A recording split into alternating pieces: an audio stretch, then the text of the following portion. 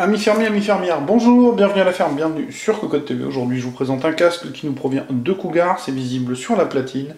Alors, il s'agit de l'Immersa Pro. Si vous nous suivez depuis un certain moment, vous savez que nous avons déjà testé l'Immersa, qui était un casque analogique en 3,5 mm, relativement basique, pourrions-nous dire, mais au bon rapport qualité-prix, pas de souci. Eh bien, le voici de retour, avec quelques nouveautés techniques, de façon à rester un peu à la pointe du marché, entre guillemets, notamment une augmentation du diamètre des HP, puisque là on passe sur du 50 mm, l'Immersa était sur 40 mm.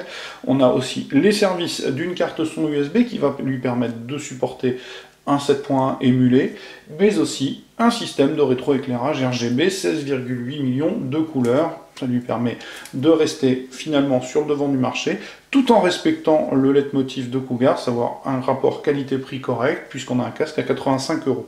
Alors, du côté du packaging, c'est assez simple. On a un packaging assez massif, qui présente les différentes caractéristiques. On a les 50 mm au néodyme, le 7,1 virtuel, le UIX qui est le nom du pilote qui va permettre de gérer tout ça, les 16,8 millions de couleurs.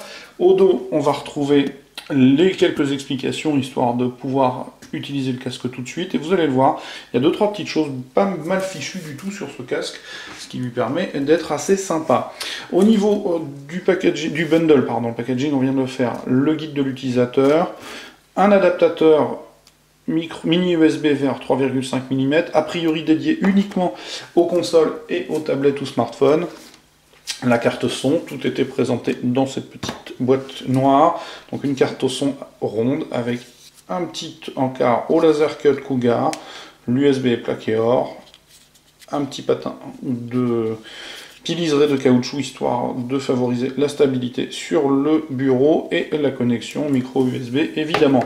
Le casque en lui-même, bonne finition, pas de critique à faire, un petit look de Siberia évidemment, mais on se retrouve avec quelque chose de bien fichu. Donc on a les arceaux finalement de tringles métalliques recouverts de caoutchouc orange, avec l'arceau, le serre-tête, badgé Cougar, du Sky, à l'intérieur très peu de mousse, mais c'est assez doux au toucher. Système de suspension à élastique, la chose à peu près classique. Qui sont reliés sur ces deux parties en plastique.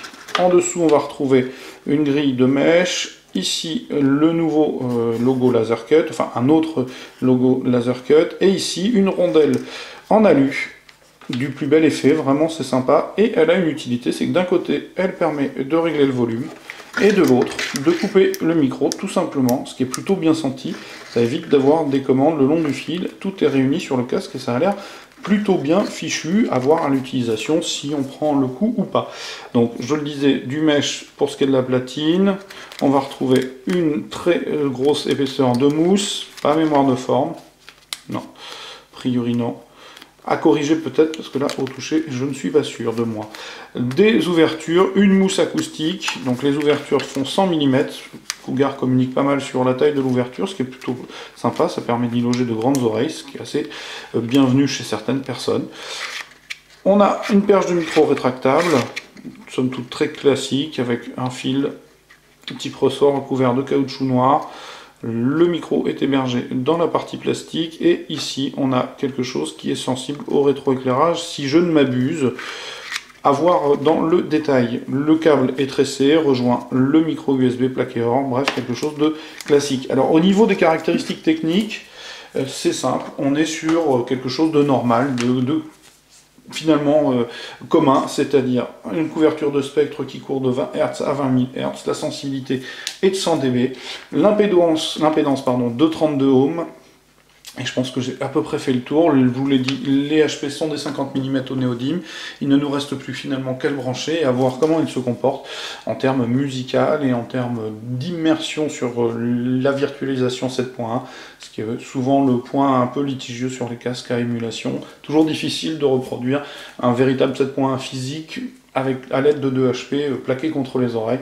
Ce qui est sûr, c'est que l'Immersa premier du nom était tout à fait correct, avec un bon rapport qualité-prix.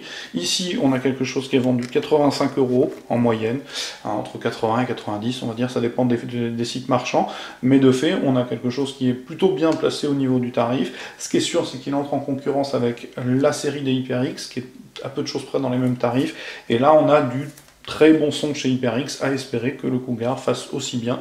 C'est tout ce qu'on lui souhaite. Donc il s'agissait de l'Immersa Pro sur Cocotte TV. Comme d'habitude, je vais vous inviter à venir lire le test écrit qui paraîtra très très prochainement sur cocottland.com. Je vais vous souhaiter une excellente journée et comme d'habitude, je vous dis à très bientôt et au revoir.